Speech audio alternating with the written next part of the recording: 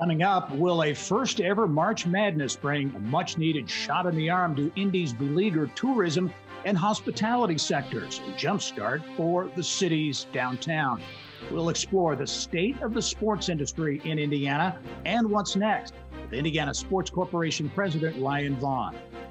Plus, an Indianapolis-based company says it has found a way to use ultraviolet light to clean the air in school buses and eliminate not only the coronavirus, but influenza and other respiratory viruses as well. Luminaire co-founder Dan Fillenwarth shows us the innovation behind the technology.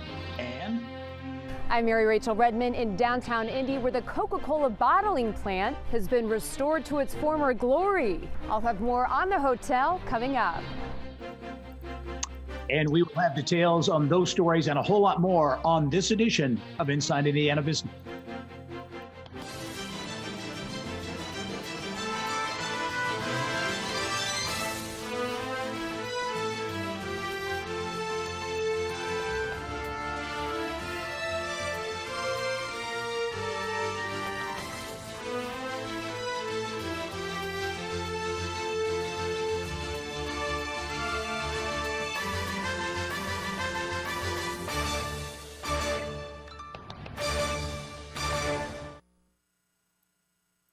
Hello and welcome to Inside Indiana Business. I'm Gary Dick.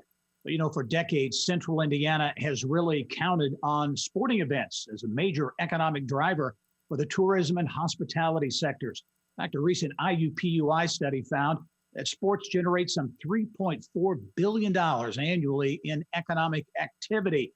That's certainly not been the case in 2020 with the pandemic. It's dramatically impacted the bottom line for hotels, restaurants, and other businesses as well, not just here in Indianapolis, but around the state. We get some perspective on the state of the sports economy and what's next from Indiana Sports Corporation President Ryan Vaughn. And Ryan, as always, thanks for joining us. Thanks to be with you, even just virtually. Yeah, exactly. Hopefully that changes sooner rather than later. But we want to begin. A big story that broke is certainly the impact in the sports business, if you will, has been substantial. But a couple of weeks ago, the NCAA made the announcement. It has the intent. It wants to locate the entirety of March Madness in Indianapolis. I know negotiations, talks, very complex deal. Can you give us an update on where things stand?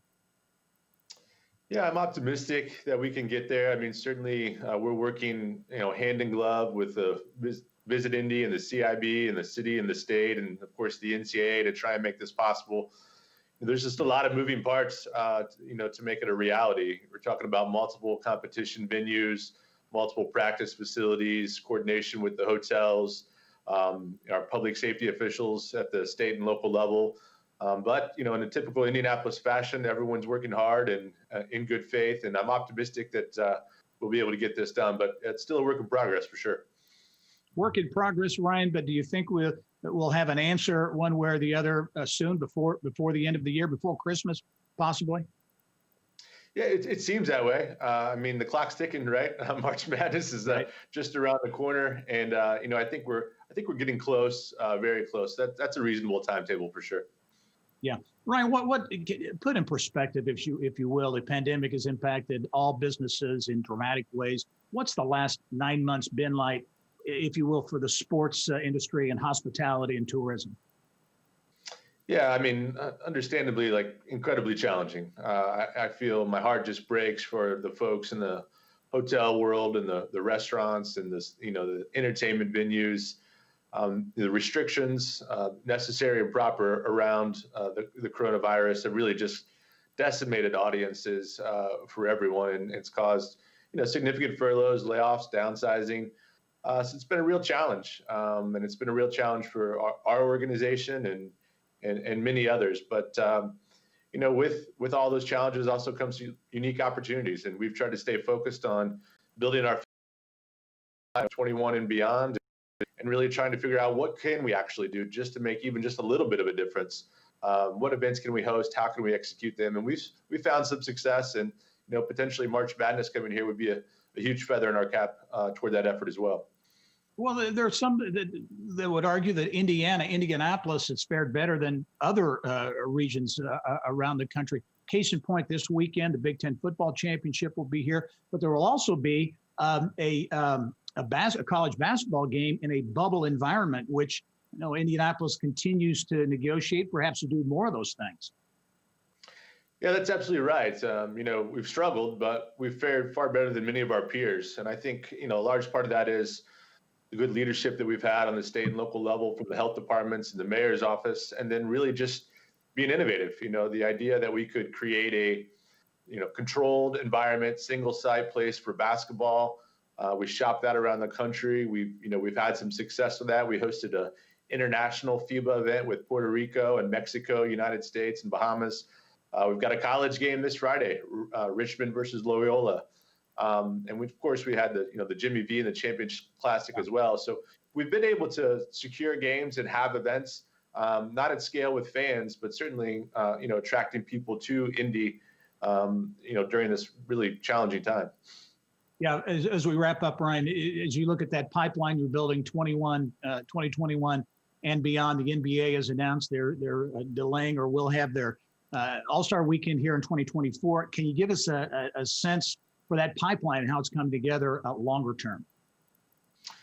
Yeah, we're in the middle of a bid process to extend our Big Ten relationship around football and basketball all the way through 2030, which would be outstanding. We're considering, we're actually mid-bid process on a U.S. Olympic trials for swimming for 2024. We were recently awarded first and second rounds and regionals in NCAA basketball in 24 and 25 respectively. And we've already been awarded the 2026 men's Final Four. And then, of course, you just mentioned the NBA All-Star Game, which will really be fantastic. It might be a blessing in disguise that it was moved out a few years with all the outstanding renovations and improvements that are taking place at Bankers Life Fieldhouse. To have that up and running in a showcase will be special.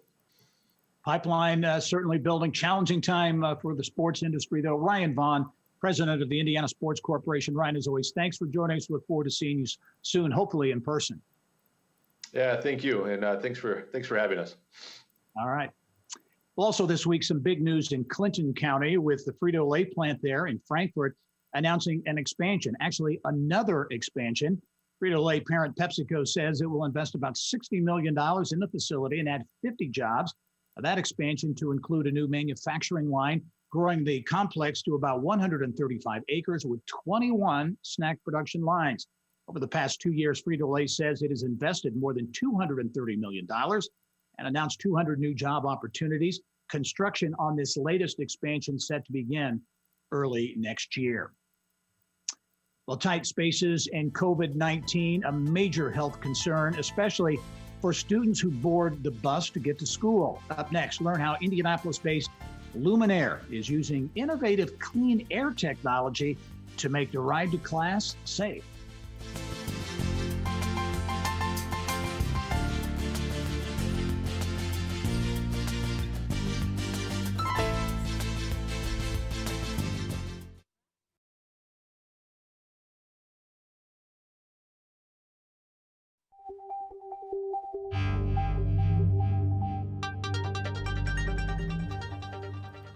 It's time to go inside innovation, brought to you by Allegiant, pioneering safety.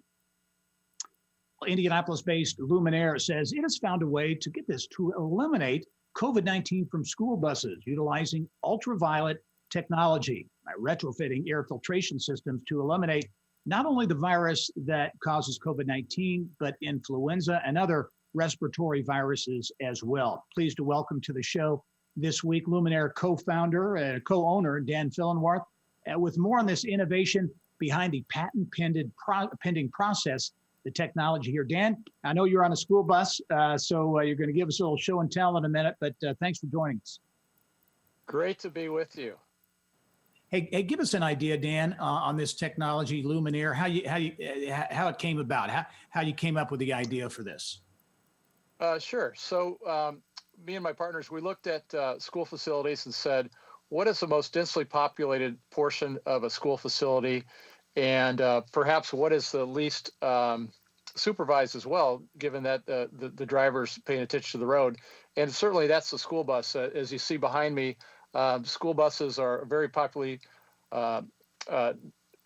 density. And so there's a need to clean and disinfect the air on a bus.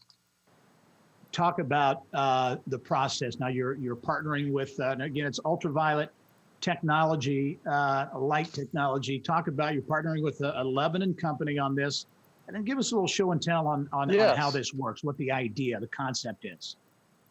Certainly. So, yes, American Ultraviolet out of Lebanon, Indiana, has been doing this since 1960. UVC has been used since the late 30s to inactivate respiratory viruses and control pathogens. All we're doing is we're taking a simple solution that would have been used in HVAC. We just retrofit the return